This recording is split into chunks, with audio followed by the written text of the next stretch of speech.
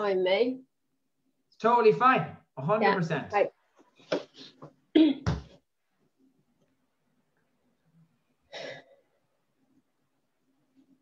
And we are going live. Just going to make sure we are live. I think we already are. There we go. Sarah, hello. How are you? I'm good, thank you. Brilliant to see you over the screen. And I'm so happy to speak to you again. Again, we spoke earlier today. And today we're going to celebrate you, Sarah. We're going to celebrate everything that you've achieved. Oh, I'm buzzing. So first of all, if you could do me a favor and do yourself a favor and everybody else a favor and just, well, let us know what was happening before we met. What were you struggling with, Sarah? I've been struggling with my weight increasing gradually over probably the last 18 months. Trying one thing or another, but not managing to shift it very well. I was working out, but wasn't eating particularly well in hindsight. I thought I was eating quite well, but I was trying to hang on to a plan that I'd been on previously that wasn't working anymore because it wasn't sustainable, which was a high protein diet, and that was making me feel ill. So yeah, so I was just trying to do my own thing, a lot going on personally and just not in a good place really. Still trying to work out who I was following breakup with my marriage. So yeah, there's a lot going on. I can only imagine. Sarah. And look, well, what had you tried? You mentioned a few things there. What had you tried that hasn't worked for you long term? My weight's always been an issue as far back as I can remember. I remember putting on quite a lot of weight as a child, probably of about 8 or 9. Weight then was sort of yo-yoing backwards and forwards through my teens. I was quite active. I was in a cycling club and I did various other sorts of things. My weight was I was never slim as I saw it, like all the other girls at school. I always felt that I was a bit bigger than everybody else. So I wasn't, yeah. I just never could keep my weight at one point. It would go up and down. So I'd vary in clothes quite a lot. So I've, over the years, I've tried all sorts of diets. I can remember dieting as a teenager, just calorie controlled stuff. I did a high fiber diet back in the 80s.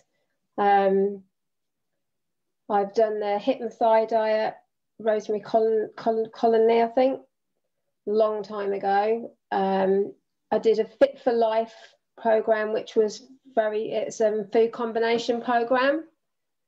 So not eating your carbs and your proteins together, which I did lose quite a lot of weight on that. And that was just after I was diagnosed with the chronic fatigue. So I did feel a lot better on that, but again, not sustainable long term. So then you end up coming off it, and I ended up gaining the weight again, and I've just been like that for years really. And then several years ago, I did a program which was like a metabolic program, but again it was high protein, low carbs, and I did lose 3 stone on it, but I put 2 of those back on. So yeah, and didn't feel well. My chronic fatigue was quite bad before I met you, as you know, and just it was getting worse again. And I've had periods in the past where I've not been able to work for anything from 6 months to a year. Haven't been able to walk properly.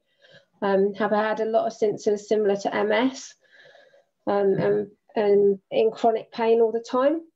So yeah, I wasn't in a good place. But in terms of your chronic fatigue, Sarah, I mean, how is that affecting your life? I mean, what was being affected by that? Everything really. I think that was probably a contributing factor to my marriage failing. I wasn't able to work. I couldn't think clearly. I couldn't even talk properly, have conversations. I'd get too tired. I'd not be able to most days I wouldn't be able to cook. Some days I wouldn't even be able to walk. So yeah, that was the last time it was really, really bad. It wasn't as bad as that just before I met you, but it was heading that way again. So, and I was in chronic pain all the time, which they call neurological pain. So you can't really pinpoint where it is in your body, but it's pain all over, really. What was that doing to your quality of life? I didn't really have one. I was starting to struggle here before I met you with working. I work part-time, but I was starting to struggle with that, look after my parents, look after my daughter. And then I was ending up at the bottom of the heap. So yeah, so not really looking after myself properly. Thinking I was and I wasn't. Trying to exercise because I didn't want to gain more weight, and yeah. And then just before I met you, I was literally coming in from work, sitting on the sofa all night because I just hadn't got the energy to do anything else. So yeah, not in a great place, really. And what made you think, Sarah, that we could help you? I read your post on Facebook, I think I saw it, and I started to look at the client profiles on what they've achieved and things, and thought it looked good, but was nervous because I've been there with other programs before. But then I started looking into your background and what you'd done, not just on Facebook, on through the internet and stuff, and thought you were the real deal, basically. So needed help. And I like the fact that it wasn't just a diet, basically. It was why you need to eat the food you eat, what exercise you need to do, and the big one as well, what you need to make the change in your mind. Because everything else I've ever done has only been food or exercise based, or a combination of the two. It's never had anything else other than that. And the fact that you're a real person and you can actually message you and talk to you as well. Not a robot. Yeah, it always helps, doesn't it? It always helps.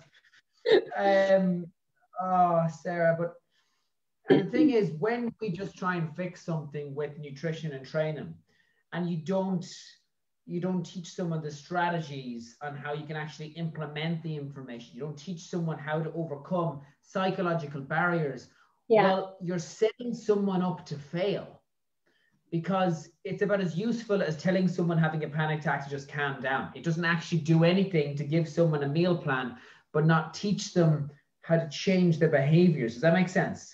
Yes. Yeah, I've just felt like for the last 20, well, I was diagnosed with chronic fatigue about 24 years ago. And I just feel that I've been in a bubble really since then. So, yeah. Look, this is my favorite bit now. What have you achieved? What have you achieved, Sarah? What are the big wins? I know we talked about this. You told them to me earlier, but it's not about me. It's about you. So you tell me right now, what are the 3 big wins that you've achieved that you're the most proud of? 1 week 8, I've lost 1.1 stone so far, or what's that in kilos? Don't know what that is in kilos now. 13, oh God, I haven't got my glasses on. 7.1 kilos. So I've lost 7 kilos and 30 centimeters. In how many weeks? 8. 30 centimeters in 8 weeks. Yes. Yeah. And I can get in all my clothes again. And in fact, a lot of my clothes are too big.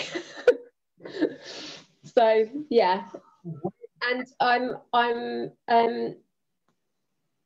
working out 4 times a week. I'm running twice a week. I'm walking 10,000 steps a day. And I couldn't do any of that before. I was lucky if I could do 1 or 2 15-minute yoga sessions. So that's huge. And I don't feel ill at all.